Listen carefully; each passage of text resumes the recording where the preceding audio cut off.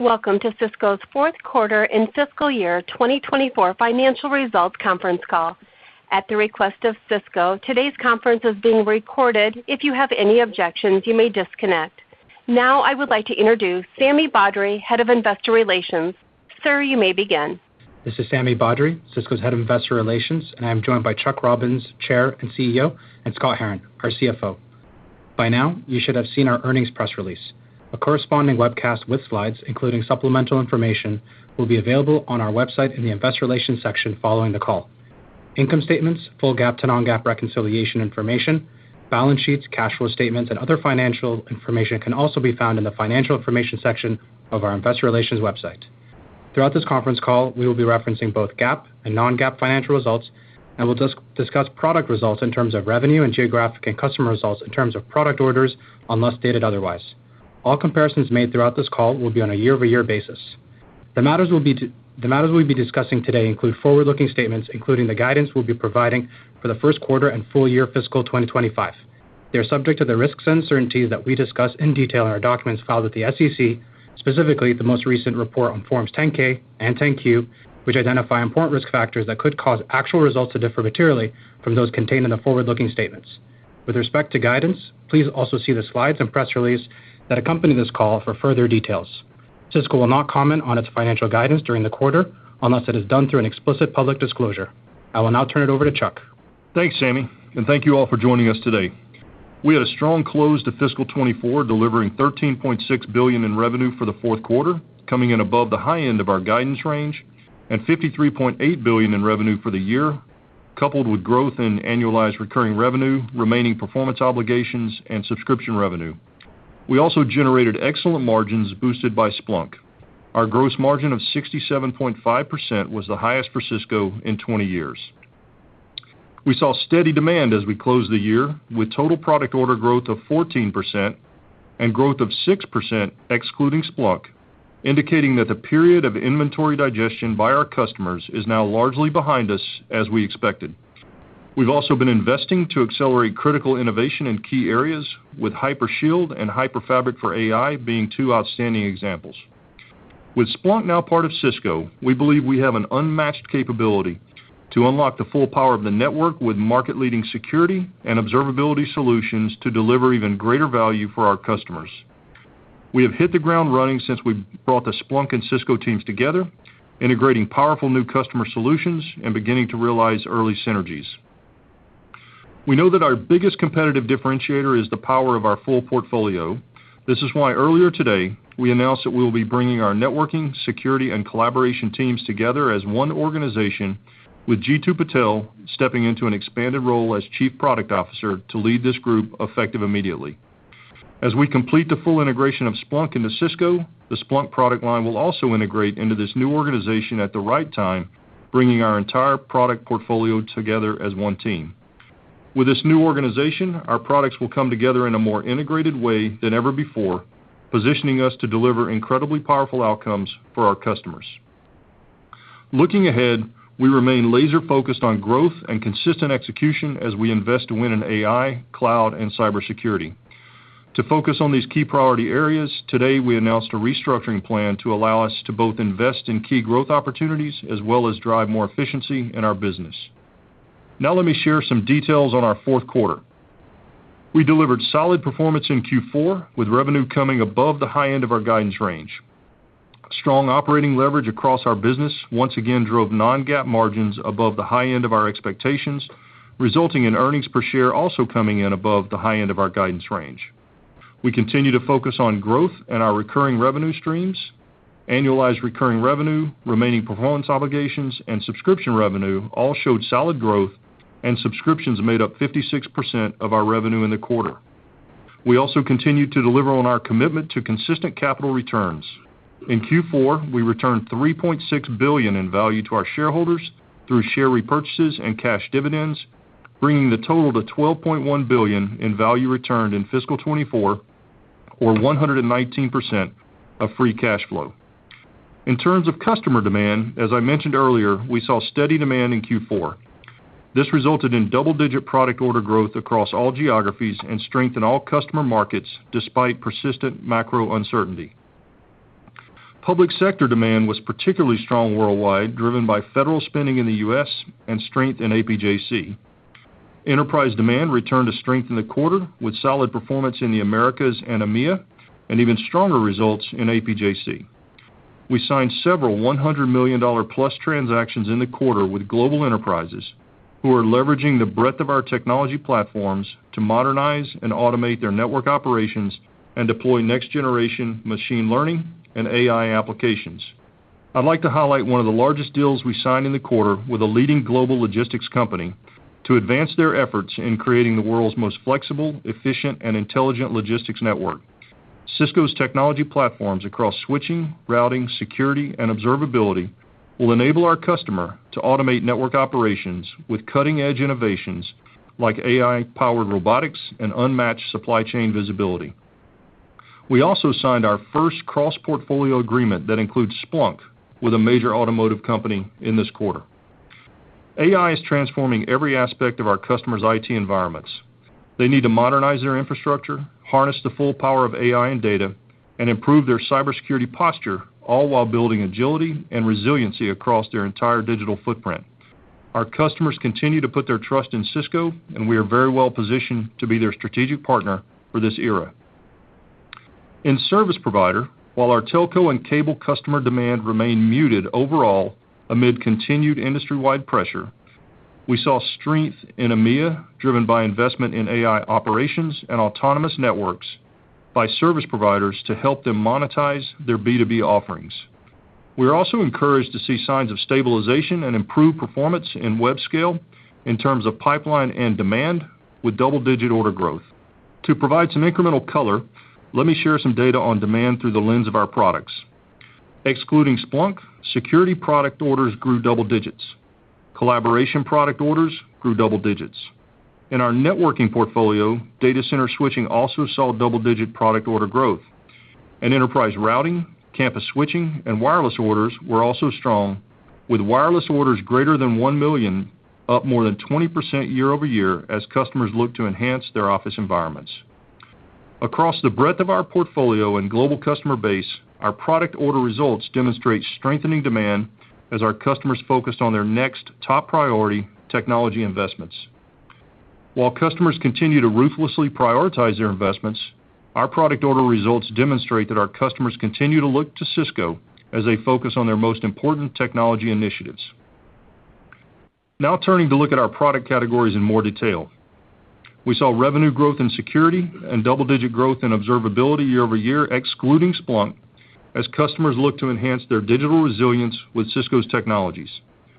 We've had extremely positive feedback from customers with early access to Hypershield, the first truly distributed AI-native cybersecurity solution built into the fabric of the network. Hypershield furthers our vision for the Cisco Security Cloud, which is expected to deliver the industry's most comprehensive, unified platform with end-to-end solutions, making it easier for our customers to protect against evolving threats, and we look forward to making it available this fall. Our new security solutions, XDR and Secure Access, are continuing to gain strong traction. We added over 230 new XDR customers in Q4.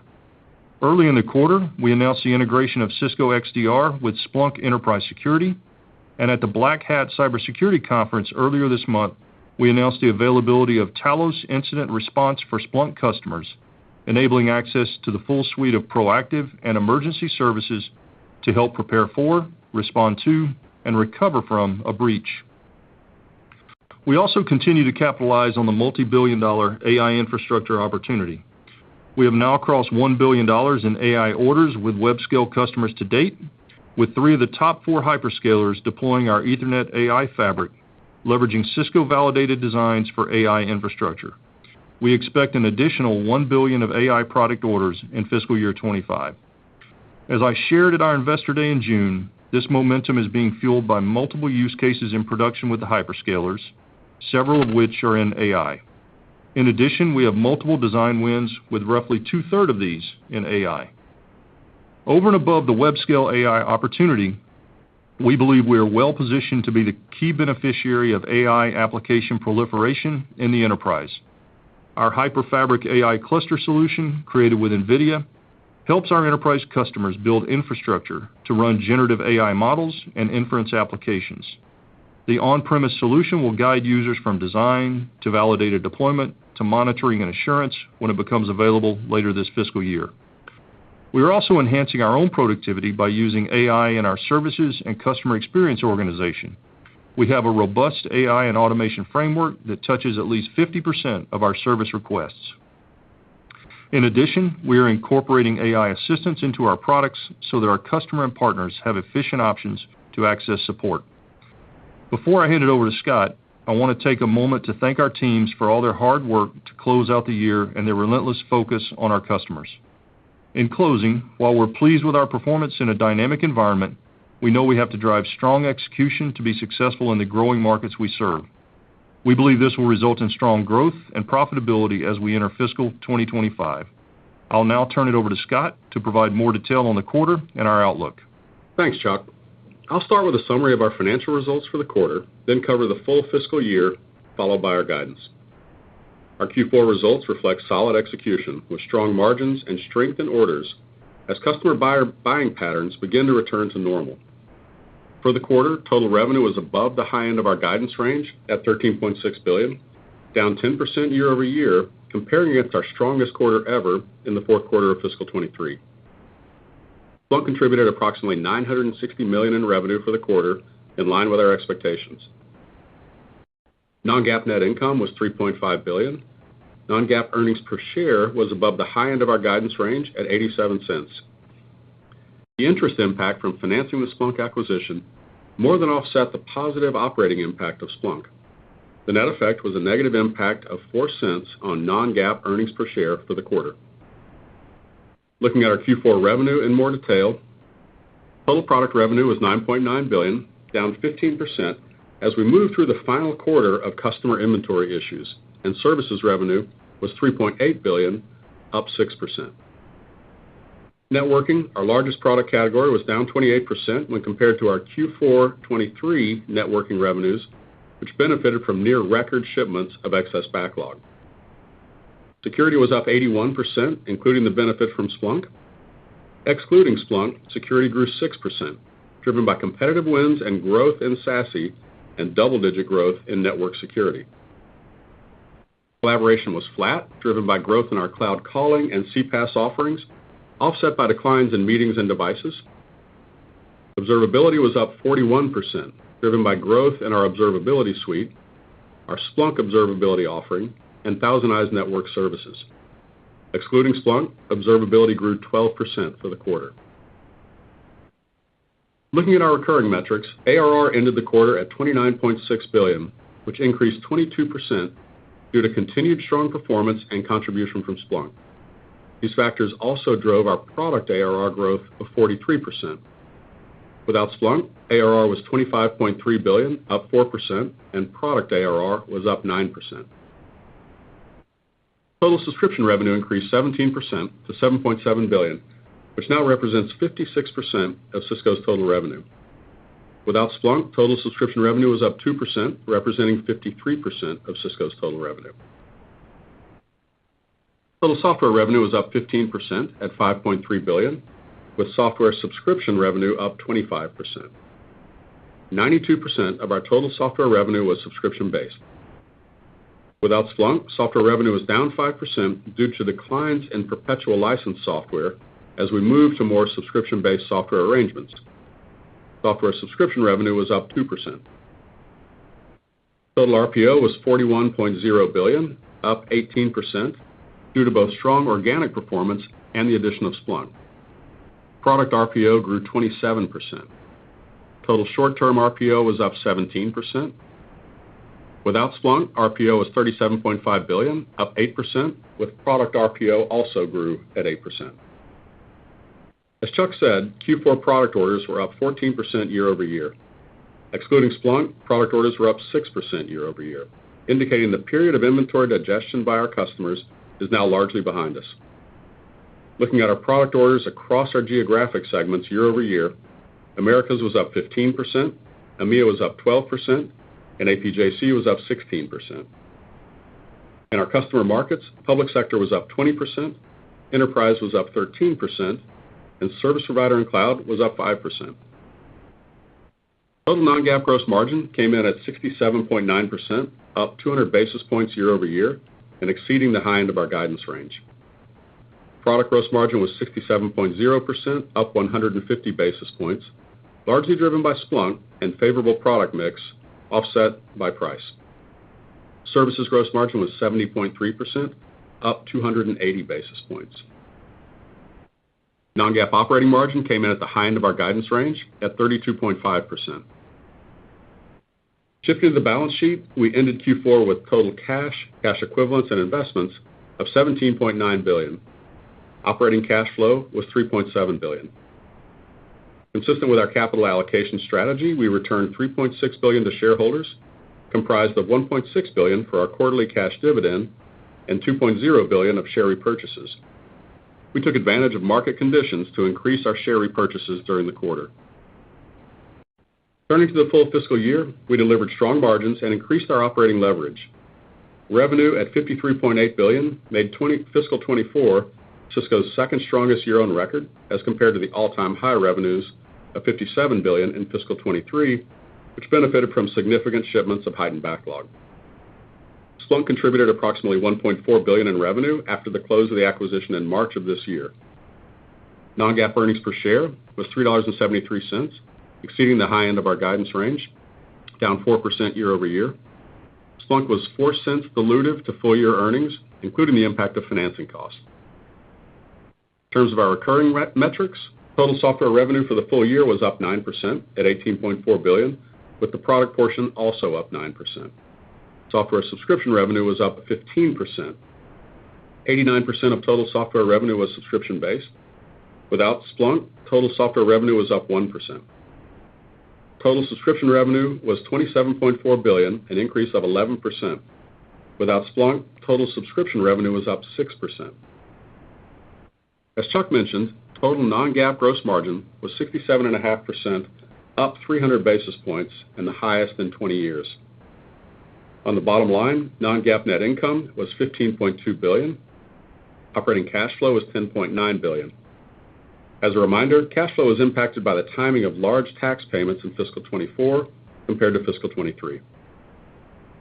In the year, we returned $12.1 billion in value to shareholders through cash dividends and share repurchases. It was comprised of $6.4 billion in quarterly cash dividends and $5.8 billion of share repurchases. We increased our dividend for the 13th consecutive year in fiscal 24, reinforcing our confidence in the strength and stability of our ongoing cash flows. To summarize, we executed well in Q4 and the fiscal year. We exited the year with order levels improving as customers largely completed the implementation of record Cisco product shipments. Further, as Chuck mentioned, we are realigning our expenses to better capture the opportunities ahead. As part of our announced restructuring plan, we expect to impact approximately 7% of our global workforce, with total estimated pre-tax charges of up to $1 billion. Turning to our financial guidance. For fiscal Q1, our guidance is as follows.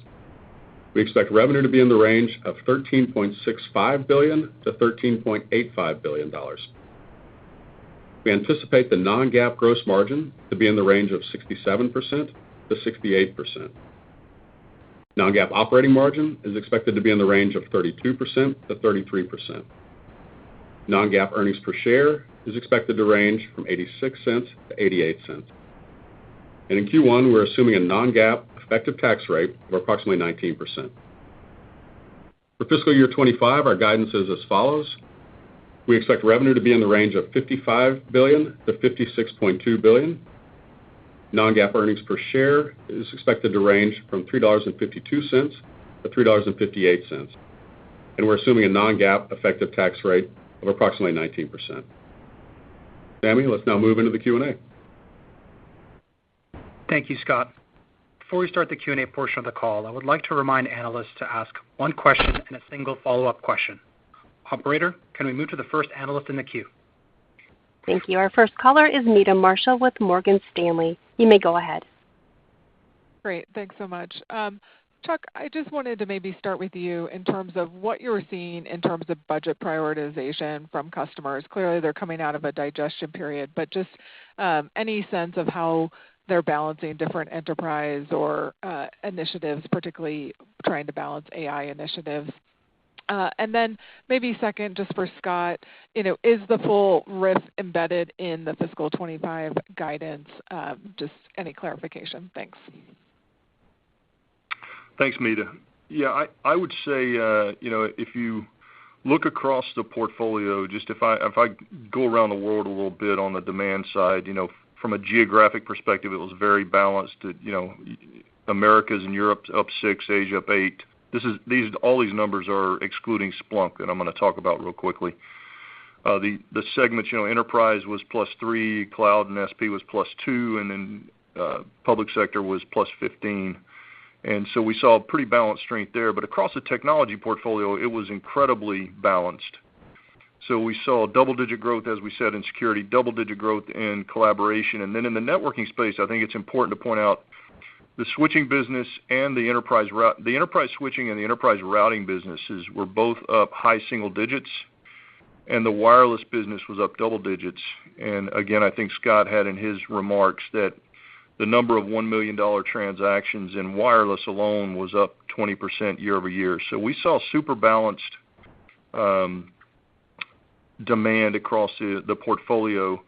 The one thing I would say that we heard for the first time this quarter that we haven't heard before is that enterprise customers, are now actually upgrading their infrastructure in preparation for AI. And in some cases, they're taking some of the dollars that they've set aside for AI to actually spend it on modernizing their infrastructure in order to get ready for that. And you saw that with some of the examples we gave in these platform sales. The large logistics company that we have that actually bought, the cross-portfolio solution, the whole platform, Cisco platforms, and they're looking to enable AI-powered robotics, AI-powered supply chain visibility, et cetera. So we think we're beginning to see customers actually prepare for AI applications, even though in many cases they may not know the full range of what they will be deploying, but they know they need to be ready. So that's kind of what we saw. And Meta, I want to make sure I got your second question right. Did you say is the full risk embedded in fiscal 25 guidance? Just the layoffs that were announced, just whether that is fully embedded, the savings from the 7% cut are embedded in the fiscal 25 guidance. Yeah, it is, and it's a good place to kind of explain in a little bit more detail what that action is about. It's not about cost saving, so the answer is yes, it's embedded in the guide. But it's much more about finding efficiencies across the company so that we can pivot more resources, much like we did last year, into the fastest growth areas within the company, which are pivoting more into AI, pivoting more into cloud, and pivoting more into cybersecurity. So think of it more as reallocating versus being in pursuit of cost savings. But yes, it's all built into the guide. Yeah, Meta, I would just add on that one that we actually are shifting hundreds of millions of dollars into AI networking for cloud, into AI infrastructure, silicon, and cyber. So it's a meaningful shift. But we feel like the market's moving so quickly we have to do that. Thank you, Meta. Operator, next question. Thank you. Tal Liani with BofA Securities. You may go ahead, sir. Hi, guys. The last question a little bit stole my thunder, but I want to ask it anyway. On one hand, there is always a correlation between business cycles and restructuring.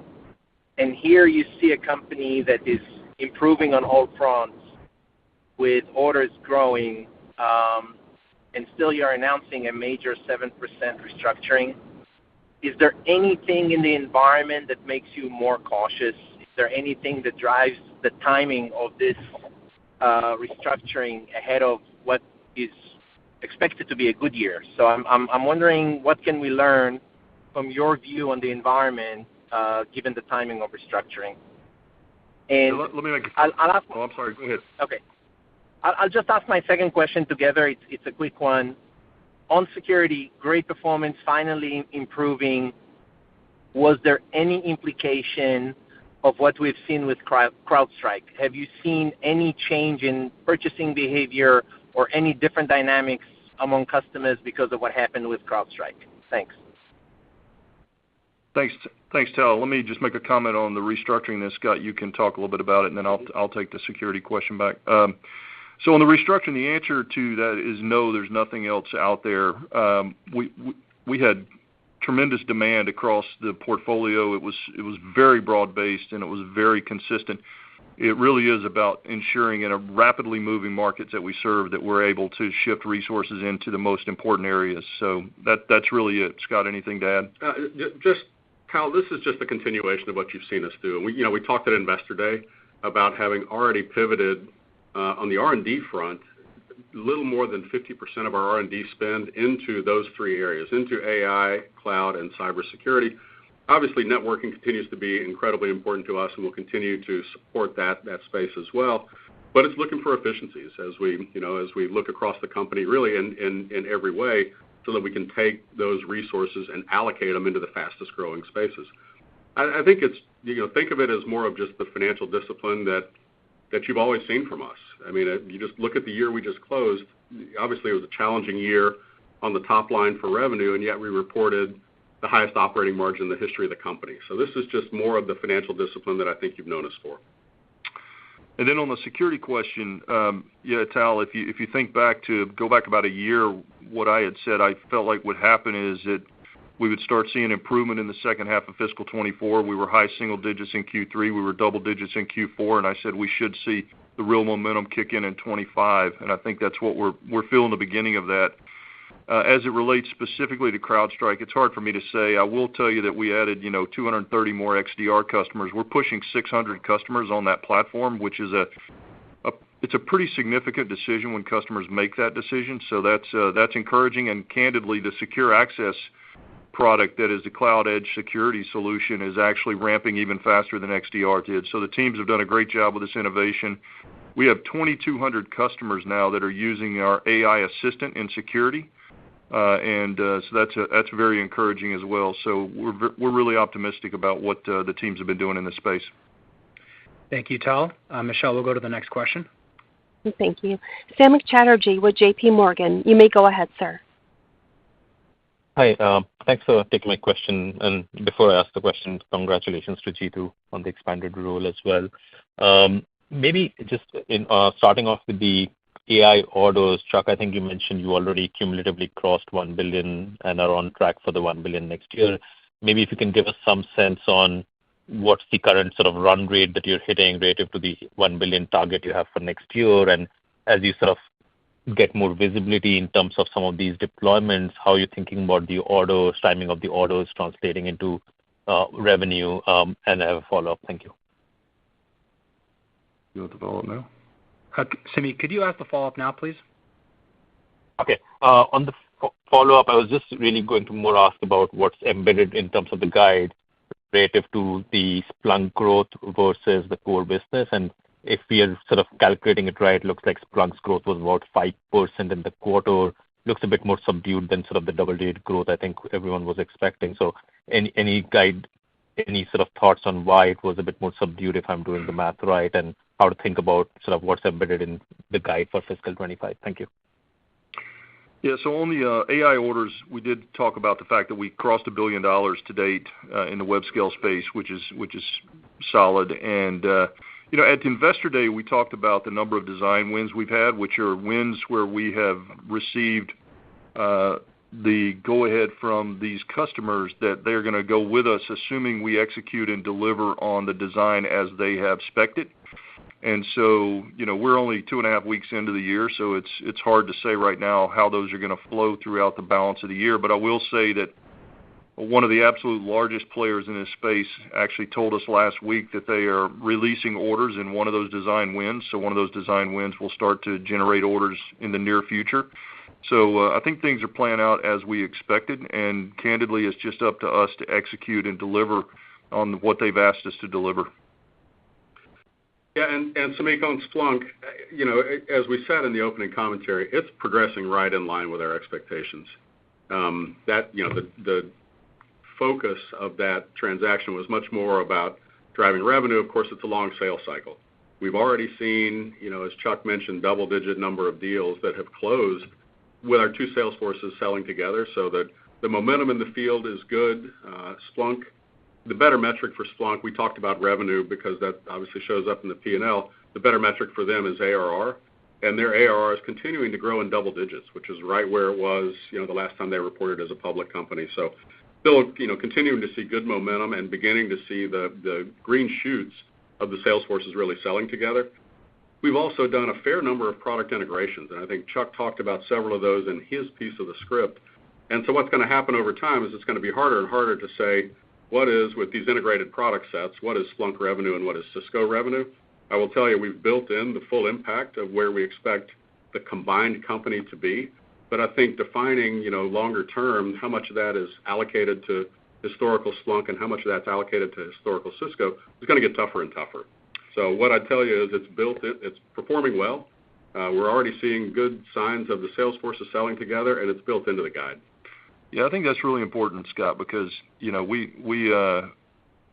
said that Splunk typically has a 6 to 9 month sales cycle, and we closed, I think over 10 of these cross-sell deals that were worked between the Cisco sales force and the Splunk sales force last quarter, which was promising. And we also, as I said in my comments, we did the first cross-portfolio agreement that would have traditionally been a Cisco offer to one of our largest customers in the U.S., and we actually transacted it with Splunk included in that. So we're beginning to see what we would have expected at this point, and maybe even a little ahead of what I would have expected at this point. Thank you, Samik. Michelle, we can move to the next question. Thank you. George Notter with Jefferies. You may go ahead, sir.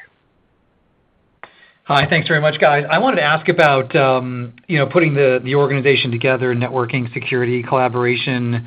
Can you talk a bit about what's driving that integration? I assume you're going to talk about the need for products to be integrated, especially as we leverage AI, leverage big data sets. But can you walk through, kind of the precise motivations driving it? Thanks. Yeah, George, thank you. You nailed it, actually. You could answer it for me. I think if you look at what our biggest competitive differentiation is in the marketplace, it's really when we do deep cross-integration across the portfolio and we're delivering on a platform strategy for our customers. And I felt like with the pace at which the AI revolution is moving and what our enterprise customers need from us, and candidly, as security and networking continue to become more tightly intertwined, I just felt like it was important for us to have a single leader. And if you look at what G2 has accomplished in his 4 years here, when he took on the collaboration business originally, I think everybody remembers what the portfolio was like then versus what it's doing now with double-digit growth this quarter. And obviously in the security portfolio, he's done exactly as we had expected. And I think we have a great networking team, and I think his focus on execution, innovation, and sense of urgency, I think, is going to be really welcome there. And so we look forward to seeing what the teams accomplish and the innovation that they'll deliver in the future. Thank you. Thank you. Thank you, George. Michelle, can we move to the next question? Thank you. Amit Daryanani with Evercore ISI. You may go ahead, sir. Yep. Good afternoon. Thanks for taking my question. I guess maybe to start with, Chuck, your commentary around customer demand patterns kind of getting back to normal, the orders showing positive growth, all sound really good. Maybe you just contrast that and help us frame that versus your guidance for overall revenues being up 3%, inclusive of Splunk. There's always this fear that Cisco is losing shares. So maybe you can just talk about how to think about your revenue growth, what headwinds you have for maybe backlog normalization that should be factored into this 3.5% revenue guide. That would be really helpful to sort of understand. And then, perhaps just as a follow-up, Scott, can you just quantify what sort of cost savings are you expecting from this reduction program? I realize none of this will flow to the bottom line. It sounds like you want to invest it back in the business. But just to frame it up, what sort of savings on a gross level maybe you expect from these cost reduction initiatives? Thank you. Yeah, Amit, on the first one, we've talked about this in the past. The headwind that we have for fiscal 25, we talked about this back at the on the Q3 call and again at our Investor Day. We still have a tough compare in Q1, as you know. Q1 of fiscal 24, the year that just ended, we had a significant amount of product shipments from excess backlog. round numbers, $4 billion of shipment we included in those Q1 numbers. And obviously, you can only ship that backlog once, so we don't get to ship that again in Q1 of this year. That not only creates a dislocation in what the growth rates are for Q1, but it impacts the entire year as well.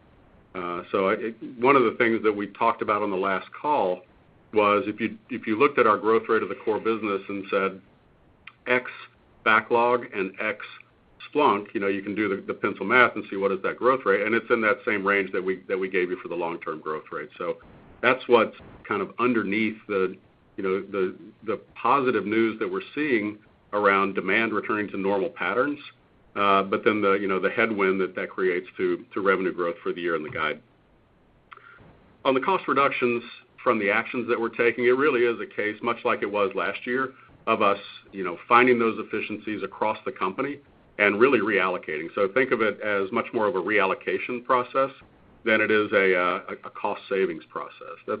This is the same financial discipline you've seen from us for the last couple of years. And as I said in answering the question earlier, the kind of the hallmark of that is when you look at a year, which this was a tough year in terms of revenue production, and with the discipline that we have, we still delivered the highest operating margin we have in the company, in the history of the company. So think of it that way. We need to pivot more resources into the fastest growth areas of our business, and we're doing it by finding efficiencies and then reallocating those costs.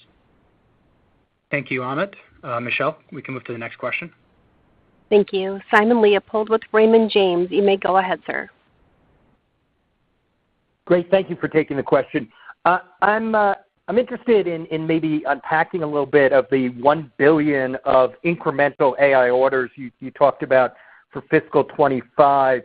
And what I'm sort of trying to understand is, are you looking at this as sort of more of the same, meaning very similar in the customer mix and product mix of the first $1 billion, or are we expecting the beginning of maybe enterprise adoption for inferencing, or what's the nature of that incremental $1 billion?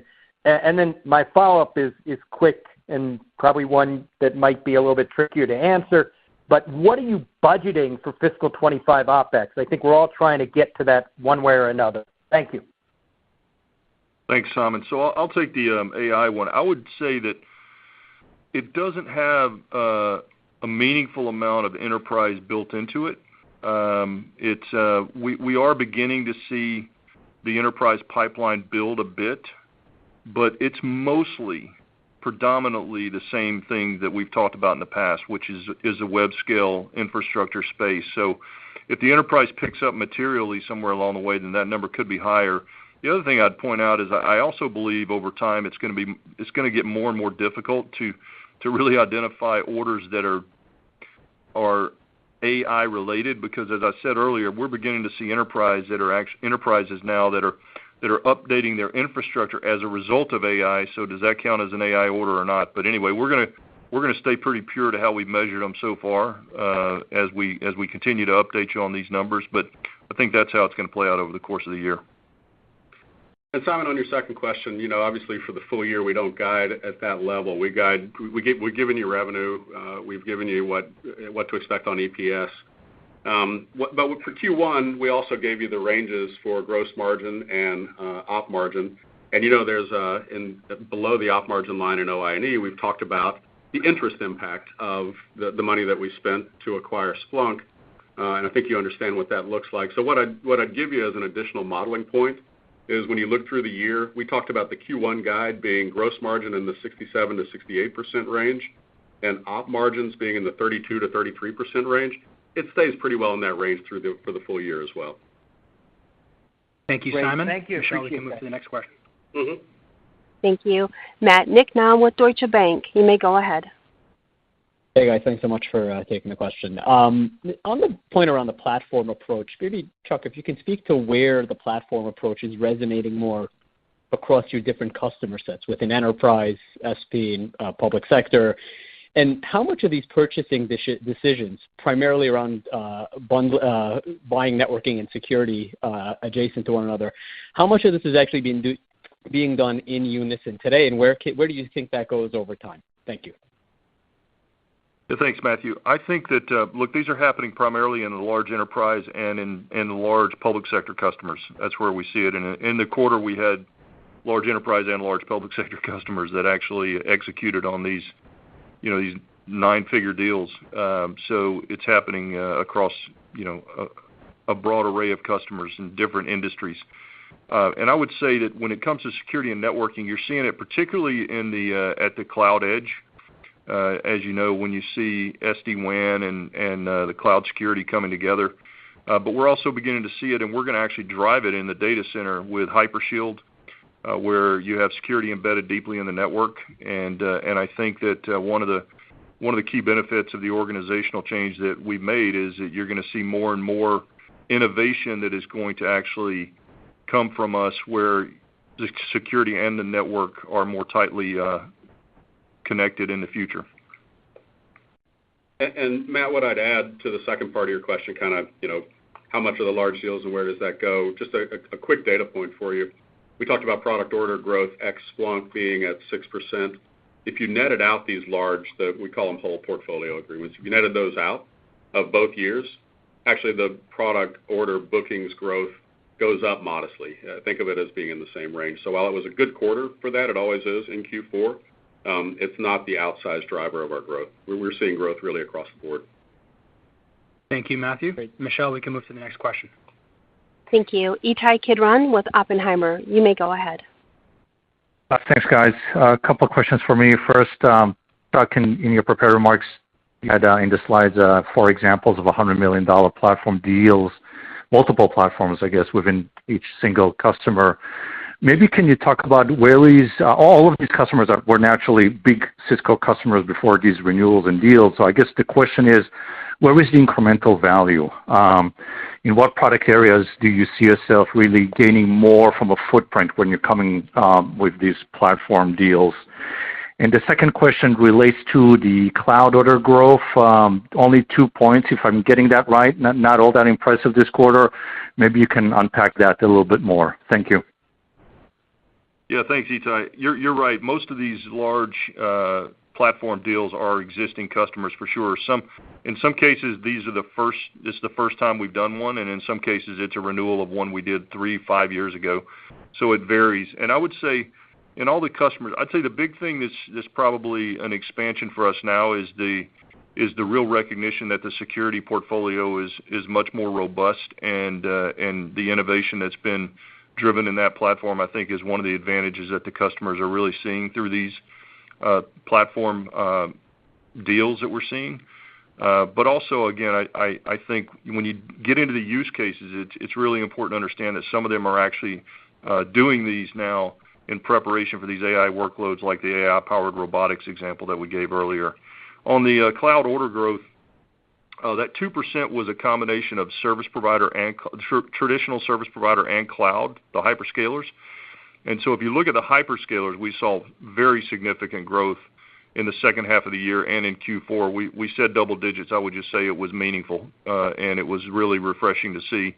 And, as Scott said earlier, we feel like this digestion period is behind us now, as we had hoped and thought it would be by the end of Q4. And so we hope to see normal buying behavior in the hyperscalers over the coming quarters. Thank you. Thank you, Ittai. Thank you, Ittai. Michelle, next question. James Fish with Piper Sandler. You may go ahead. Hey, guys. Thanks for the questions here. You guys are reducing 7% of the workforce, but based on your comments, Scott, it sounds as though that is kind of the gross number. So, is there a way to think about sort of that net number by year end and how many employees are actually affected? And, as a follow-up, obviously Gary's been now in his role for a bit longer, and you guys are starting a new fiscal year here. So how are you guys thinking about changes to the sales efforts or compensation structures with this kind of ongoing restructuring, and meanwhile this kind of push more towards a platform sale? Thanks, guys.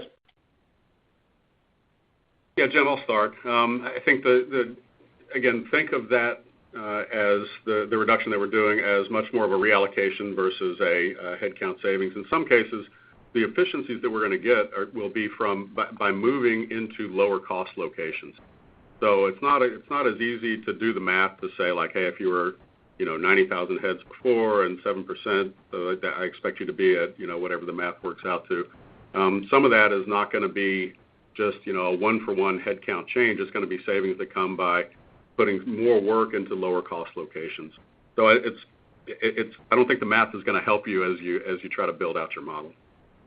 Yeah, I think from Gary's perspective, he's not on the call with us today, but I think he's focused on, we're putting in cross-sell incentives for Splunk on the Cisco sales force. We're going to incent the security sellers inside Cisco. We're looking at the Splunk sales force over time being able to sell the security portfolio from Cisco.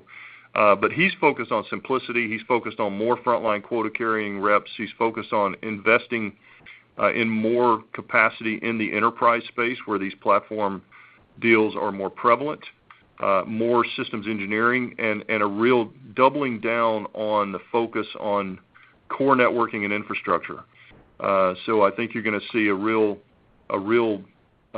renewed effort to get the team's focus not only on some of the software assets and security, but really doubling down on core networking. Thank you, Jim. Michelle, we can move to the next question. Thank you. Ben writes us with Melius Research. You may go ahead. Hey, guys. Thanks for the question. I wanted to ask you, Chuck, a little bit more about the getting ready for AI, the uptick in orders where you see folks getting ready. Did you mean like some of the wireless orders where they're anticipating using apps, or did you mean that they're anticipating doing training on top of some LLMs? I just wanted a little more, if you had any insight as to what they're really using it for and which area of your portfolio that you're really seeing it in, and if you're getting a sense like for what they're really prepping for. And then, and then my follow-up is just with regard to NVIDIA. So a follow-up there is, with regard to your orders, it sounds like enterprise is small with regard to the AI orders, but wondering if you're seeing any interest in the NVIDIA partnership yet. Thanks. Thanks, Ben. So on the enterprise AI, what I would say is some customers like these platform deals that we talked about, they're buying the entire portfolio to refresh their infrastructure to actually, because they have applications that they've already identified, like the ones we were referencing earlier. In other cases, they are updating their data center infrastructure and their core network infrastructure to be ready for smaller training models on their own private data and or inference. It just varies across the board. And I think, to be honest with you, that a lot of customers would tell you that we're not really sure exactly what the applications are going to look like, but I know one thing for sure is that I need to have a modern and up-to-date infrastructure to be prepared for that. So I'm just going to go in and see where do I need to make those investments. In some cases, I may need to update my switching infrastructure. In some cases, it may be new wireless. We saw data center switching in double digits as well. So I think it was fairly broad-based. And then I'd say on the NVIDIA partnership, it's too early. We're not even in early field trials yet with that solution, so I don't think there's a lot to share yet. Thank you, Ben. Okay, thanks a Michelle, lot. we can move to the next question. Thank you. Aaron Rakers with Wells Fargo. You may go ahead, sir. Yeah, thanks for taking the questions. Sticking on the AI theme, I'm just, as we think about this billion of orders, I think last quarter you talked about, line of sight into the billion, going into fiscal 25. I'm curious if you can unpack that a little bit in terms of, are these, back-end, network deployments, competing against Arista, internal switching, offerings from, at the cloud guys, and is it switching? Is it Silicon One, full switches? Any kind of, granularity you can give, within that $1 billion orders? And then I'll spin my second question. As we think about, the Splunk contribution in the fiscal 25, if we annualize the fourth quarter contribution, to me, it's going to lead me to think that core Cisco is kind of flattish, kind of embedded in your guidance for the full year. Is that fair? And if so, how are you thinking about the networking growth, for the full year guide? Thank you. Yeah, so on the $1 billion, I would say it is primarily back end, and it is a combination of both Ethernet and optics. We have a very robust optics business. and it is competing with the players that you would suspect that we would compete with. In some cases, it's a system from us. In some cases, perhaps it's a white box solution. But one of the big advantages we have is that we can actually sell them silicon. We can help them build white boxes, or we can sell them integrated systems, and it's a combination of all those things as well as optics. And then on the second one, you want to take? Yeah, well, Aaron, and this is back to what I was touching on earlier. If you remember, Q1 of fiscal 24, the compare point for our current quarter, also had a pretty significant amount of excess backlog clearance in it. We talked about it at Investor Day that it was in the $3.5 to $4 billion range of clearance that happened in Q1 a year ago. Obviously, that won't repeat in Q1 of this year. So while we're seeing a nice normalization of demand across the board, we've got that year-on-year headwind compare of not being able to, have the significant backlog clearance again in Q1 of this year. You add that to your math, and you'll get a different outcome on what's happening in the core. Yep. Thank Thanks, you, Aaron. Mm-hmm. Thank you, Aaron. Michelle, we can move to the next question. Thank you. Our next question is Aleph Malik with Citi. You may go ahead. Hi, it's Adrienne Colby for Atif. With regards to the inventory levels normalizing and a bit to the prior question, how should we think about the quarterly trends in the business? Are we sort of back to a scenario with regular sort of prior seasonal dynamics, or as the business mix has evolved, are things changing? And also, as we think about fiscal year 25, how should we think about the January dynamic with Splunk? It looks like historically that was a pretty strong quarter for Splunk. I'll answer the first, and then Scott, you can take the second. We believe that we are finally back to normal ordering patterns.